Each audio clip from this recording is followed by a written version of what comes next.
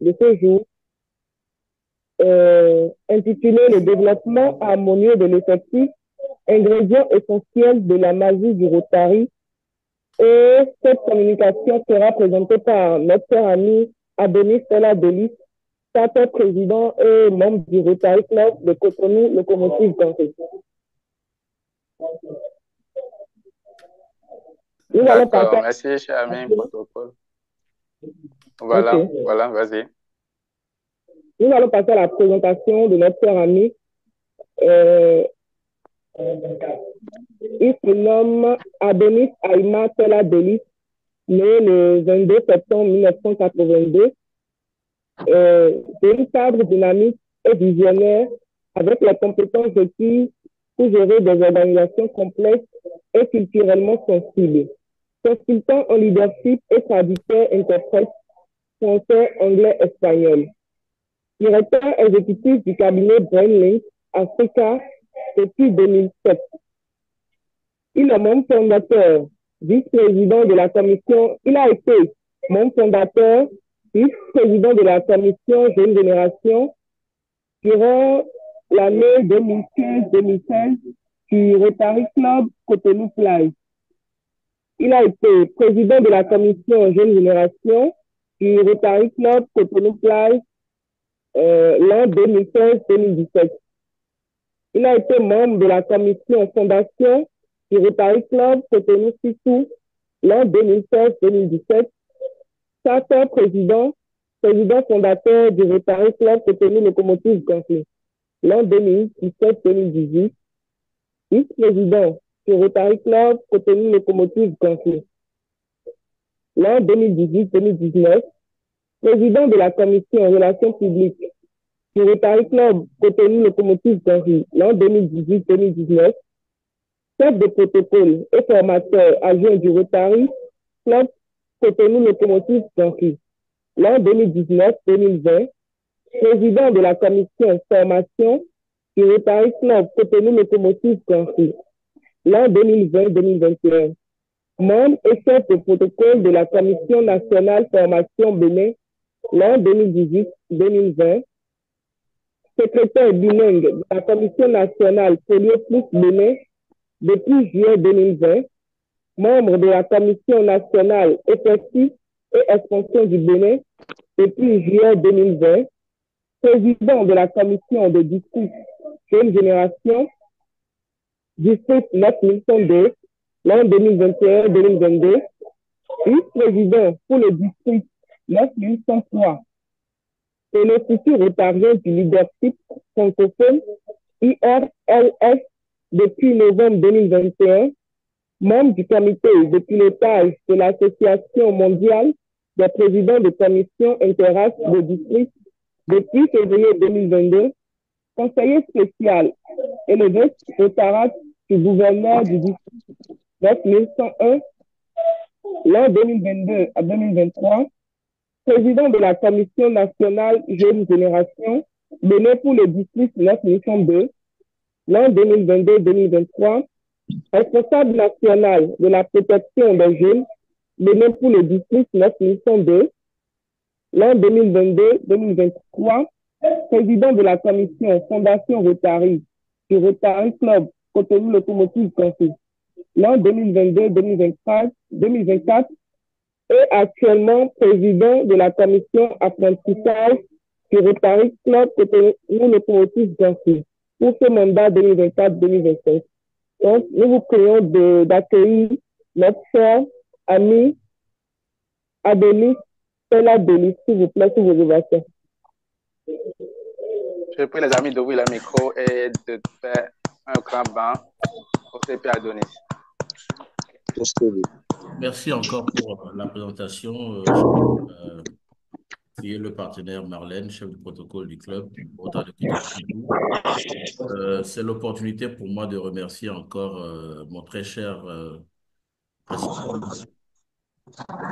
Lokosu pour l'invitation qu'il m'adresse en ce jour.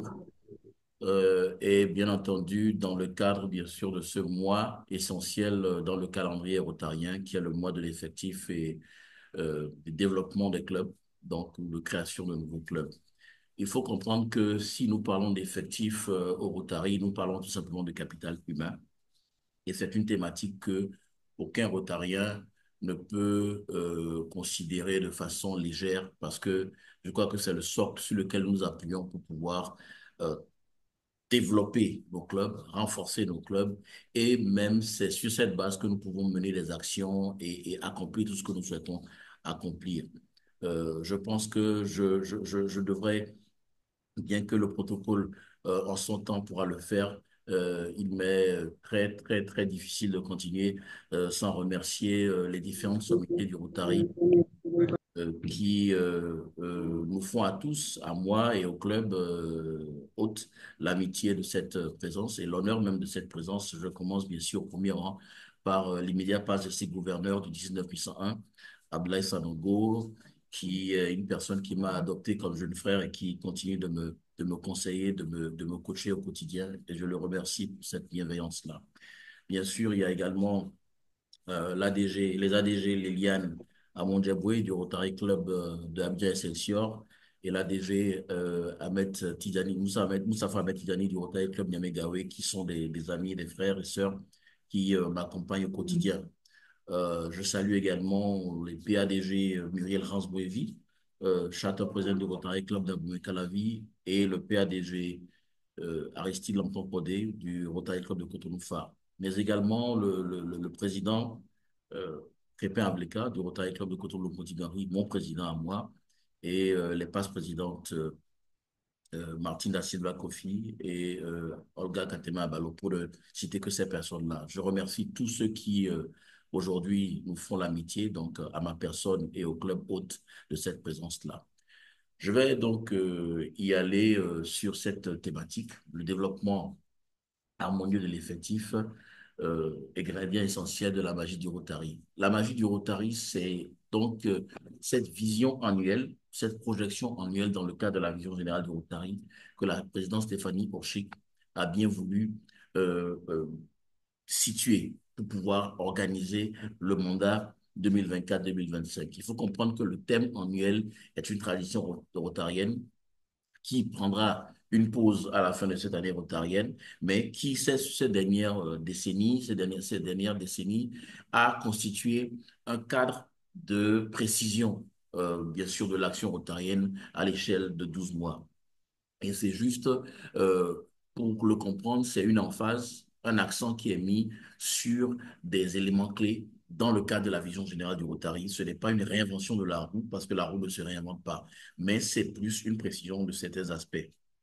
Et dans le mandat 2024-2025, les éléments essentiels de la magie du Rotary, donc de ce thème, se déclinent autour de certains aspects, comme bien sûr promouvoir le plan d'action du Rotary.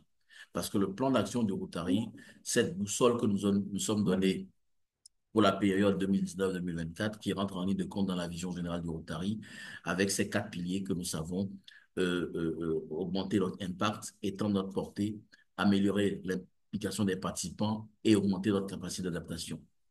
Autour de la vision générale qui est que nous rêvons d'un monde où les leaders se rassemblent pour passer à l'action, impacter le monde, impacter les communautés et s'impacter eux-mêmes. Et s'impacter eux-mêmes.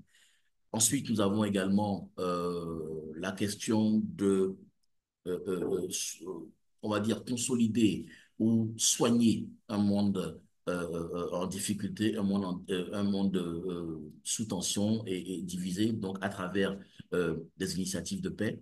Et ça c'est un peu dans la suite logique de l'initiative sur les espaces virtuels pour la promotion de la paix de l'immédiat vice-président du Rotary International euh, que Gordon McKinley, qui parlait déjà autour du thème Créons de l'espoir dans le monde, des questions de promouvoir la paix dans un monde divisé. Et nous savons que notre monde est en proie à certains conflits. Et en fait, le troisième aspect fondamental de cette vision thématique annuelle autour de la magie du Rotary, c'est bien sûr euh, euh, allier l'innovation avec la continuité. Il faut savoir que la trame de fond qui va sous-tendre, bien sûr, toute cette activité autour de ce thème annuel, c'est bien sûr le développement harmonieux de l'effectif. Nous devons pouvoir, en ce mois d'août, faire le point de ce que représentent nos membres.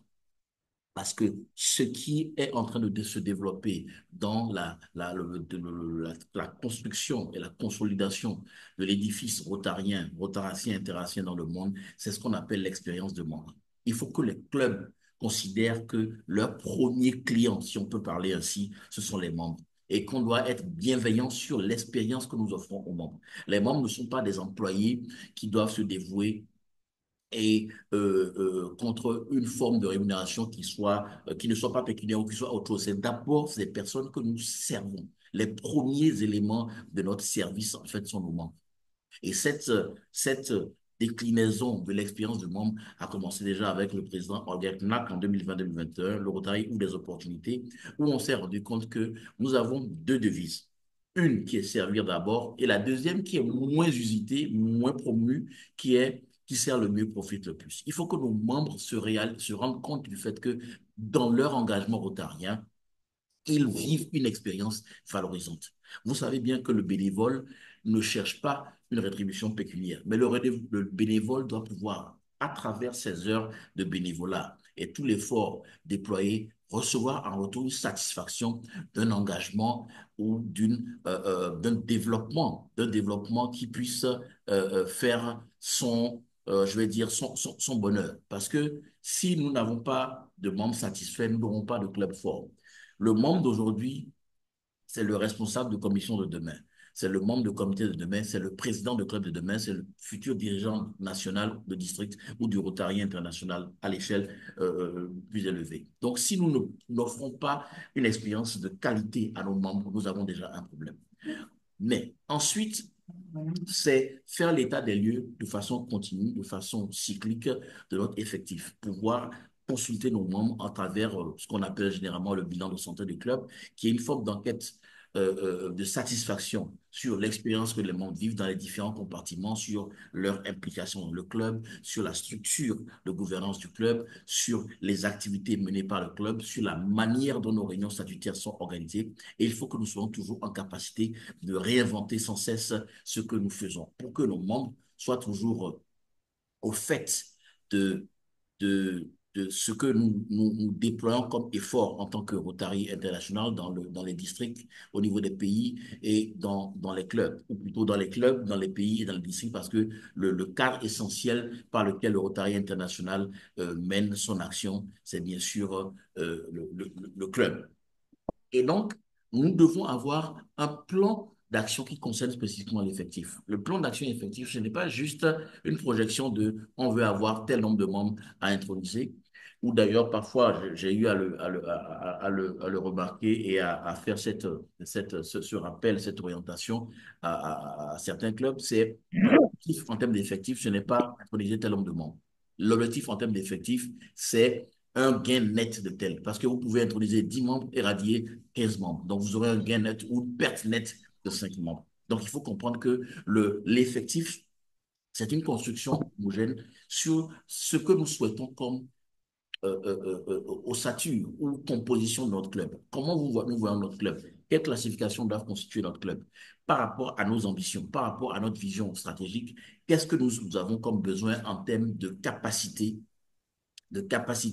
à porter nos clubs. Qu'est-ce que nous souhaitons identifier comme compétences dans nos clubs que nous n'avons pas? Ça va constituer un plan spécifique de l'effectif. Parce que nous devons avoir, sur les 3-5 prochaines années, à travers le plan de leadership, le plan stratégique, nous devons avoir une projection sur le plan de l'effectif. Autant nous avons sur le plan de nos actions, sur le plan de nos dons à la Fondation Rotary. Au niveau de l'effectif, nous devons avoir une image, une vision imagée, on va dire, de ce à quoi ressemblent nos clubs. Qu'est-ce qui constitue l'ossature de nos clubs?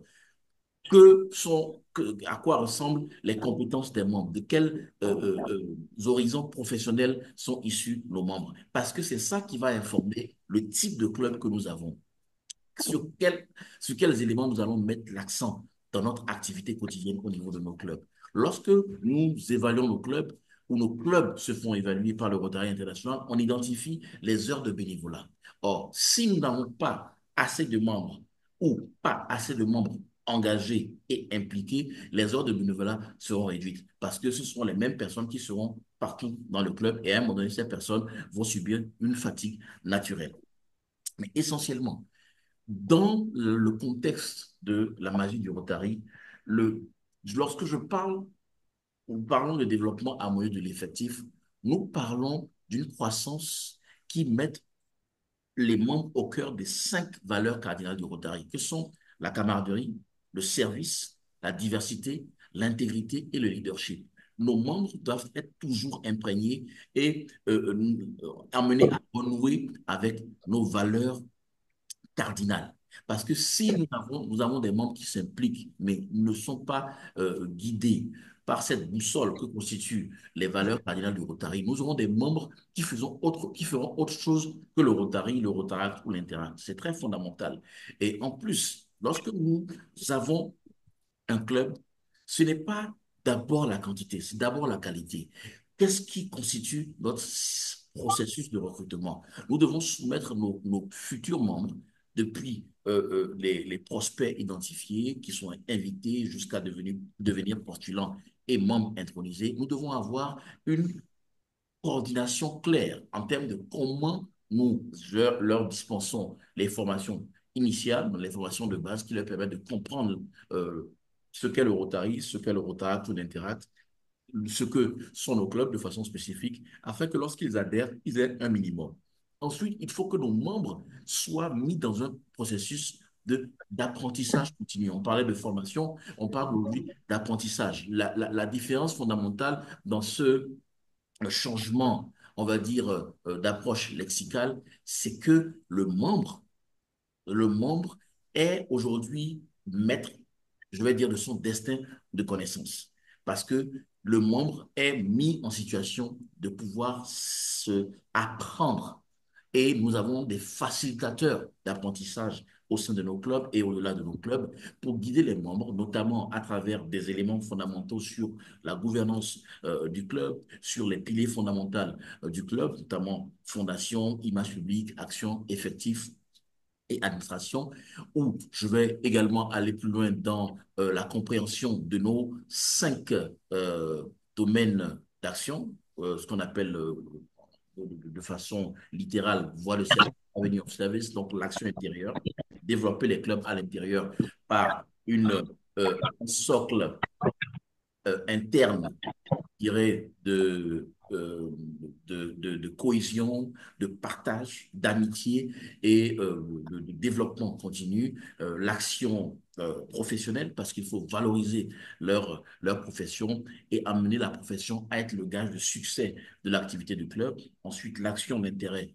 public. C'est fondamental parce que la raison d'être du Rotary, c'est impacter et le cadre d'impact, c'est bien sûr un des fondamentaux, c'est l'action d'intérêt public, c'est-à-dire mobiliser tout ce que nous avons comme ressources, planification, compréhension des besoins de la communauté pour changer, bien sûr, nos communautés et impacter durablement. Ensuite, l'action internationale, parce que nous devons profiter et nous exploiter notre réseau international pour transformer durablement nos communautés. Donc, je vais dire, on va dire, réfléchir aux pensées mondiales et agir localement. Et enfin, bien sûr, l'action jeunesse qui nous concerne tous ici autour de cette réunion de Club Rotaract. Nous savons que le Rotaract est sujet à beaucoup de mutations ces dernières années et il convient au Rotary de toujours faire ce travail de mentorat, de coaching pour développer les valeurs de la jeunesse, les forces positives de la jeunesse pour transformer durablement notre institution et impacter nos communautés. Et tout cela va se baser sur une compréhension des besoins de notre effectif, de nos membres, d'avoir une relation privilégiée avec nos membres, de ne pas créer des organisations, nos clubs, qui soient stratifiés, comme s'il y a des personnes en situation de supériorité hiérarchique et d'autres personnes en situation subalterne. Nous sommes tous des amis. Le gouverneur du district est le premier parmi les égaux, parmi les amis. C'est le premier serviteur du district. C'est l'ami qui a le plus de responsabilités à entraîner avec toute son équipe, les différents démembrements, jusqu'à arriver aux différents présidents de club, mobiliser les forces vives de nos districts, de nos zones, du Rotary international pour faire le travail nécessaire. Donc, on ne peut pas accomplir tout ce que nous accomplissons et souhaitons accomplir au quotidien et dans la durée au Rotary sans que l'effectif ne soit mis au cœur de notre engagement. Et donc, il faut que chaque moment, nous avons la compréhension que sans un effectif de qualité et ensuite d'une certaine quantité, parce qu'il faut aussi une masse critique pour accomplir ce que nous accomplissons, mais qu'il y ait un lien étroit entre la qualité et la quantité. Pourquoi? Parce que toute personne ne peut pas nécessairement être au même moment la bonne personne pour intégrer nos clubs. Qu'on le veuille ou pas, il y a un aspect élitiste, un aspect sélectif dans notre recrutement que nous devons prendre en compte. C'est vrai, quelqu'un peut vouloir aller au Rotary, peut ne pas avoir la disponibilité et le réel désir de servir. Il a peut-être une lecture du Rotary et c'est pourquoi, entre le moment où la personne est invitée, devient un prospect, pardon, et devient un invité, enfin, un postulant, pardon, et intronisé, il faut que les étapes là soient franchies de façon progressive et qu'il y ait une possibilité d'avoir un tri, un tamis qui soit fait pour qu'on ait les meilleurs à chaque fois. Parce que si ce n'était pas le cas, en fait, les 8 milliards d'êtres humains que nous sommes seraient tous rotariens. Mais ce n'est pas le cas. C'est vrai que nous avons besoin de beaucoup plus de rotariens chaque jour et que la question de l'effectif est liée également à l'expansion, c'est-à-dire le développement, la création de nouveaux clubs. Mais même cela doit obéir à une réflexion poussée qui n'empêche pas la consolidation, le renforcement des clubs existants. Et lorsque nous ouvrons le chantier de création de clubs, ça doit obéir à de nouveaux besoins, les personnes qui n'auraient pas pu être peut-être membres de nos clubs existants et bien sûr que les clubs soient créés sur des bases saines qui permettent toujours de projeter le Rotary dans sa force d'action aussi bien numérique que qualitative. Mais ce que je peux vous dire, c'est que chaque personne doit jouer un rôle dans le développement de l'effectif du club. Chaque personne doit apporter un grain de magie.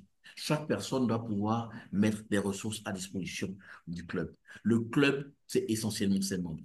Des membres non impliqués, des membres non motivés, des membres non engagés, des membres passifs. Ce sont des clubs qui sont tout simplement des géants au pied d'argile, qui porteront le logo du Rotary de l'Interact, donc qui seront partie d'un grand réseau, mais qui, de façon concrète, ne seront pas en opération ou en capacité opérationnelle. Et c'est très important de savoir que nous devons avoir des clubs efficaces, des clubs efficaces dans la conception même de la gouvernance, que le choix de nos dirigeants obéisse à des règles bien établies, en conjonction bien sûr avec le manuel de procédure et les textes de nos districts respectifs, et donc acclimatés dans nos clubs, et que nous ayons toujours ce principe d'amitié liée au leadership. Il n'y a pas de leadership sans amitié au Rotary.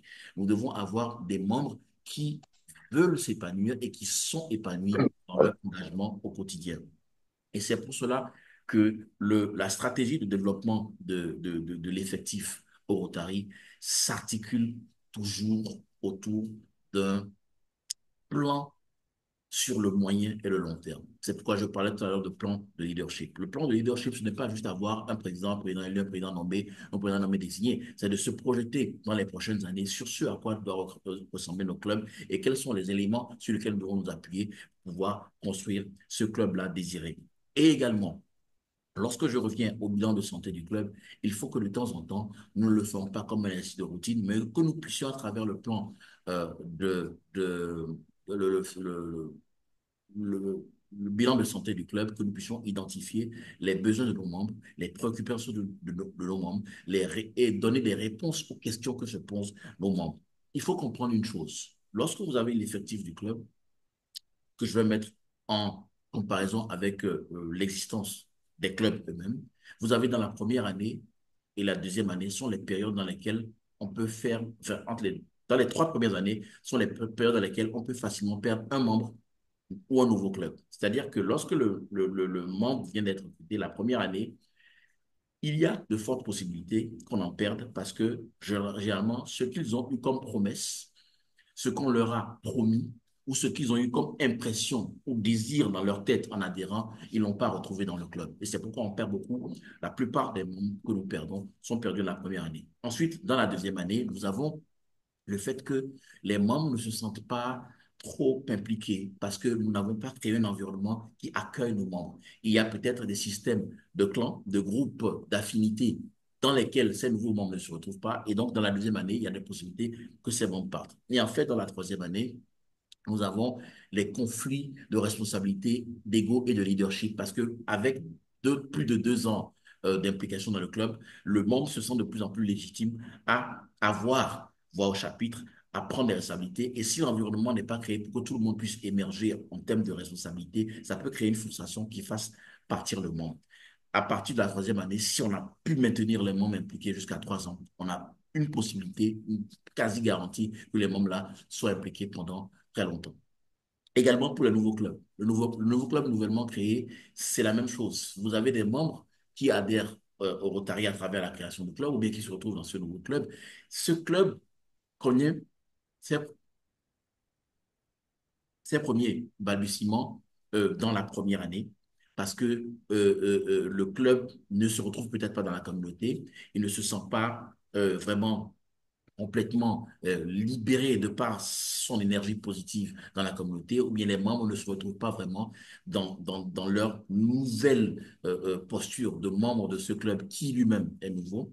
Également, de la deuxième année, le club peut facilement un peu se désintégrer parce qu'il n'y a pas encore ce socle qui n'a pas encore pris au niveau de ces membres-là. Donc, je veux dire, la mayonnaise n'a pas pris. Et donc, ces 2 premières années peuvent être cruciales dans même le développement du club. Et la troisième année également, c'est la troisième année où il peut ne pas avoir une consolidation du leadership du club, ce qui peut amener les membres à douter même du club et le club peut se retrouver en grande difficulté. Quand un club a été capable de traverser également les 3 premières années de son existence, qu'il a été bien accompagné, bien coaché, qui a eu un plan stratégique clairement développé et un effectif bien travaillé, huilé et soudé, généralement, le club est capable de décoller. J'ai rappelé ces éléments-là pour vous dire que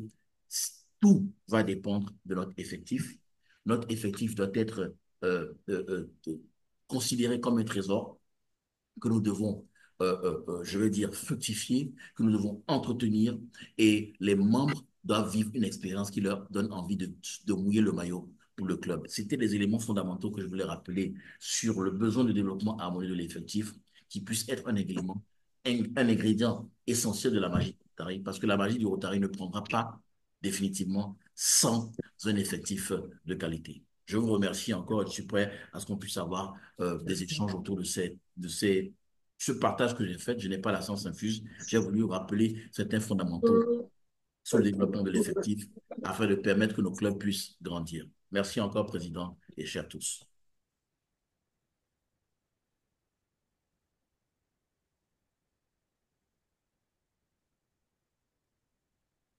Merci, cher ami Adonis, pour la présentation qui a été riche, vraiment riche en enseignements. Ce que je retiens le plus, c'est que l'effectif, ce n'est pas juste, ne se limite pas juste au fait de coopter les membres, de faire entrer des membres, mais plutôt de se débrouiller pour avoir un gain net, c'est-à-dire avoir d'entrée de membres qui correspondent aussi aux membres qui sont restés dans le club. Ne pas avoir de départ, de faire des entrées sans pour autant avoir de départ. D'où la notion de fidélisation des membres. Cher ami protocole, je te laisse continuer pour qu'on puisse passer à la phase des questions.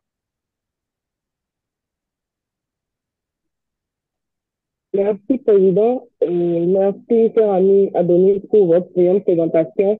Nous avons tous pris note de vos conseils et nous allons, comment je dirais, nous allons suivre les pas de ce que vous avez dit. Le passons pour l'ordre du jour, c'est la désignation de l'ancien président. Cher ami protocole, avant de passer au prochain point, nous allons recueillir les questions des amis. afin d'y répondre. Donc, tu voudras bien voir les amis qui ont la main levée, on va les désigner au fur et à mesure. D'accord. Excusez-moi, Président. Nous avons la main de l'IPP Claudie et David. Pépé Flody, tu as la parole. Ok, bonsoir à tous. Bonsoir à CP Bonsoir, Adonis. Pépé. CP, c'est avec plaisir que je t'écoute encore ce soir. C'est toujours avec joie qu'on vient puiser à ta source de connaissances. Et cette communication rappelle encore une fois l'importance d'appartenir à cette belle organisation. Et moi, ma préoccupation, elle a toujours été là depuis bien longtemps. Je vais quand même te la poser, espérant pouvoir obtenir réponse à ça. Et elle est la suivante. Souvent, nous parlons de qualité de membre et en même temps, nous parlons de DEI qui nous fait appel à l'inclusion de tout type de membres qui souhaiteraient intégrer l'organisation. Mais là, à quel moment est-ce qu'on arrive à trouver le juste milieu entre le membre de qualité et l'appel à la DEI dont nous faisons appel tout le temps? Quand on prend un exemple, par exemple, du membre qui est souffrant, je dis n'importe quoi, je dis n'importe quoi. Tu as un membre ou tu as un adhérent qui est conscient du fait que il souffre d'un trouble ou il souffre d'une certaine insuffisance qui va l'empêcher de donner le meilleur de lui au sein de l'organisation, mais qui souhaite quand même s'épanouir au sein de l'organisation. La DEI nous amène à accepter ce membre, peu importe sa différence, peu importe ses qualités, et qui puisse s'épanouir au sein de nous. À quel moment est-ce qu'on accepte ces membres, qu'on participe à leur épanouissement au détriment peut-être de la qualité de ce que nous faisons, de la qualité du membre dont tu as fait mention un peu plus tôt. Oui, il faut comprendre que... Donc, c'est ma préoccupation que j'avais depuis un moment éclairé ce point. Je- Merci à Merci. Merci, Pépé et Flody. En fait, ce qu'il faut comprendre, c'est que quand on parle de qualité de membre, il n'y a pas de membre parfait. Tous les membres sont en constante évolution, comme nos organisations, comme nos clubs. Ce qu'il faut, c'est créer un cadre où les membres sont amenés à s'améliorer au quotidien. Ce que la DEI nous amène à comprendre, c'est créer un environnement qui soit inclusif, qu'il n'y ait pas d'esprit clanique, qu'il n'y ait pas de club qui se réserve un type, un type de personne ou de personnalité. Il faut que tous ceux qui ont envie, je veux dire envie, et qui prennent l'engagement de se construire dans cette implication dans le club puissent être acceptés et que tout le monde soit logé à la même enseigne. La DUI, en fait, c'est loger tout le monde à la même enseigne. Que le passe-président ait les mêmes droits que le membre qui a été intronisé hier, que tout le monde ait voix au chapitre. C'est déjà ça l'esprit de la DUI. C'est juste, ça correspond tout simplement à nos valeurs cardinales. C'est un vécu social et qui répond à nos valeurs cardinales.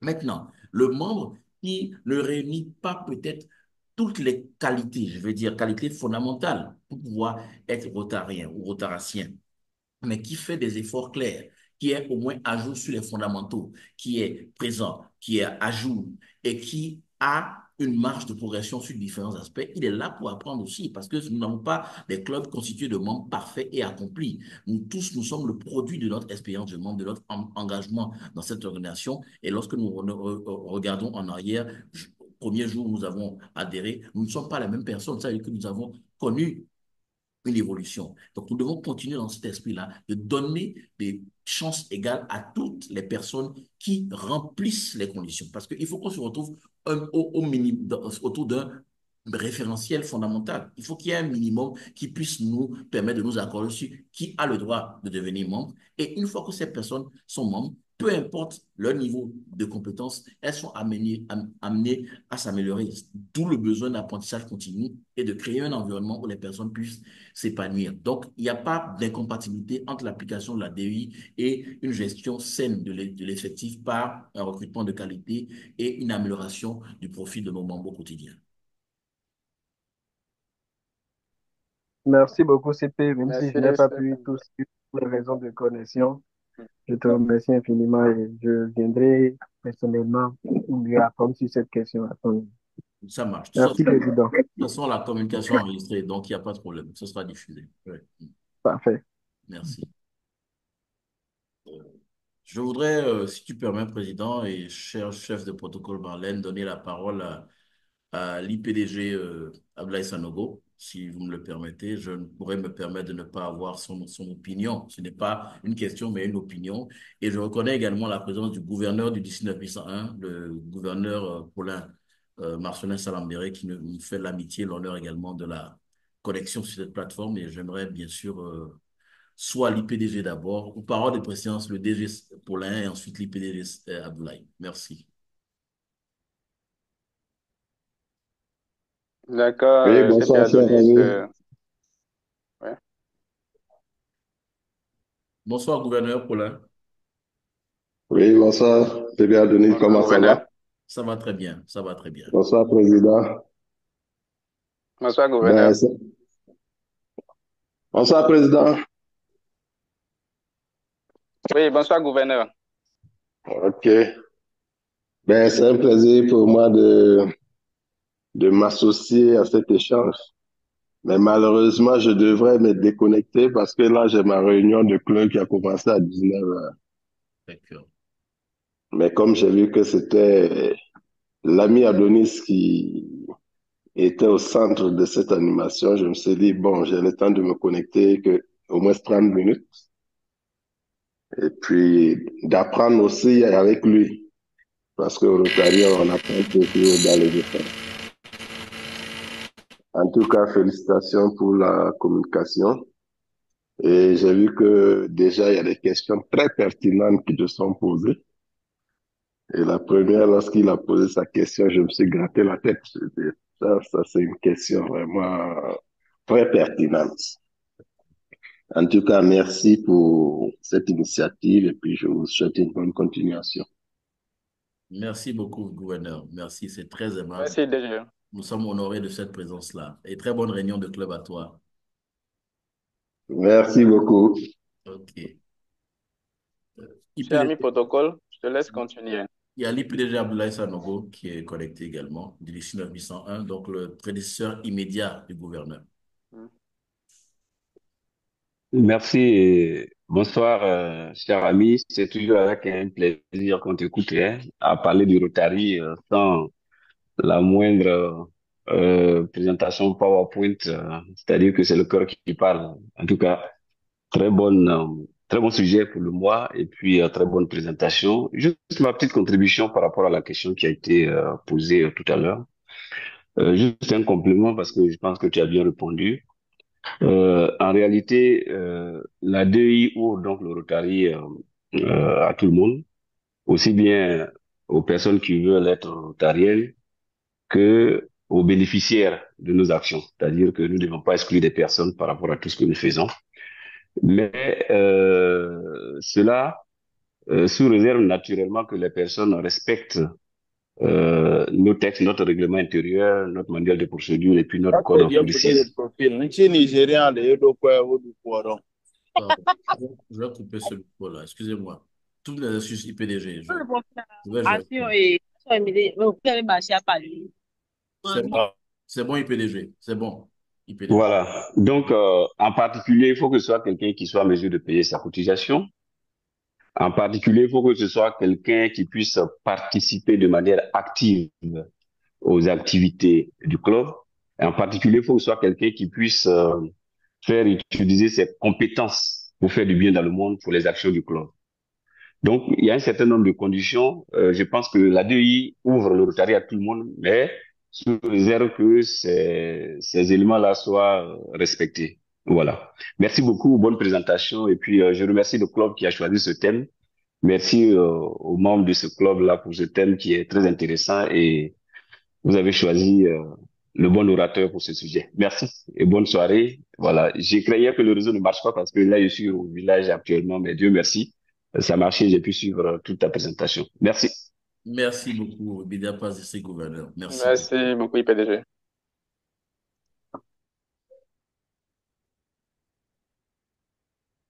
Cher ami protocole, tu es là? Je suis là, Président. D'accord. Je Donc, parle enfin, on va de, prendre une dernière de l'aide. question. On va prendre une dernière question, puisque le temps est imparti. Euh,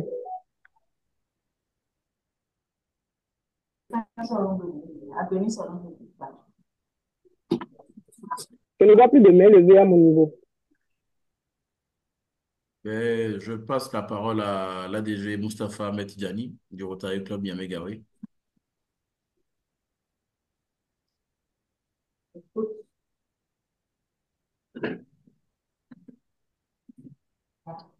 Ou alors, s'il n'est pas en mesure de prendre la parole, le président Crépin Avleka du Rotary Club de Cotonou-Montmoutier.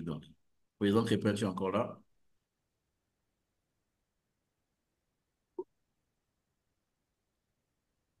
OK. CP Adonis, allô? Le président a pris la parole. Oui, il a pris la parole. Sinon, nous allons continuer Il a dans pris la l'ordre du parole. jour C'est pour le pouvoir dernier gagner un Oui, temps. intervenant. C'est le dernier intervenant. Oui. bonsoir D'accord. Président, bonsoir chers tous, CP Adonis, bonsoir à toi. Tout le plaisir Bonsoir, pour président. moi, oui, cher ami, bonsoir. Tout le plaisir pour moi d'être des vôtres ce soir pour cette belle présentation sur ce thème qui nous concerne tous, un thème qui nous permet d'assurer le développement de notre organisation. Et je pense qu'il a été tout bien choisi. Je n'ai pas grande chose à rajouter, c'est simplement dire merci pour avoir choisi cette thématique et pour avoir choisi également ce communicateur qui est bien notre cher CP, mon parrain d'ailleurs, que je vous souffle, Adonis. Donc, je suis là simplement pour l'amitié partagée et le soutien. Je vous remercie. Merci à Merci, président, pour ta visite. Cher ami protocole, Je suis avec le Président. oui, on pourra passer au prochain point à l'ordre du jour. Le prochain point à l'ordre du jour